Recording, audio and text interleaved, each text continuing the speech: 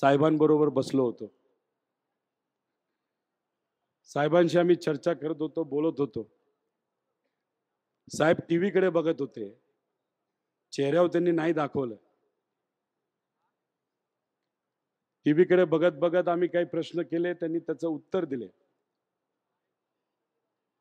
आणि बाहेर जाण्यापूर्वी त्यांनी आम्हाला सांगितलं, तुम्ही अजिबात काळजी करू नका. हा जो आपला स्वाभिमानी महाराष्ट्र आहे ना, तो आपल्याला घडवायचा आहे. आणि तो घडवत असताना नाही तर घडवण्यासाठी आपल्याला नवीन पिढी तयार करायची, नवीन पिढीला ताकद द्यायची आहे. आणि जोपर्यंत नवी पिढी ही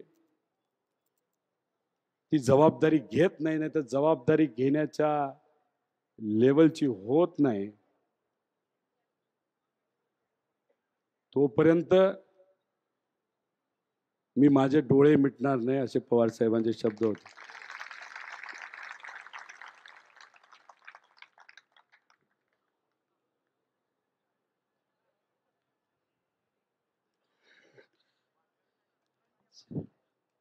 साहेब,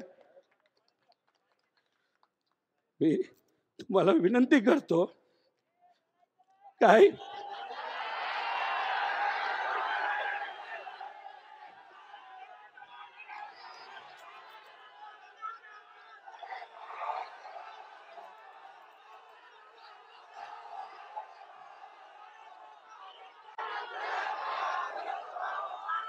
मला सांगितलं होतं, शेवट सभेत कोणीतरी काहीतरी भावनिक करण्याचा प्रयत्न करतील. हे का हे आमच्या एका पट्ट्यांनी डोळ्यातनं पाणी काढून दाखवलं. मग मी पण दाखवतो, हे मला मतदान करा.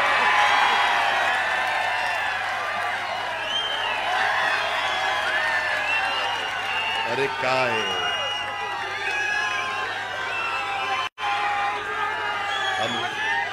हो का,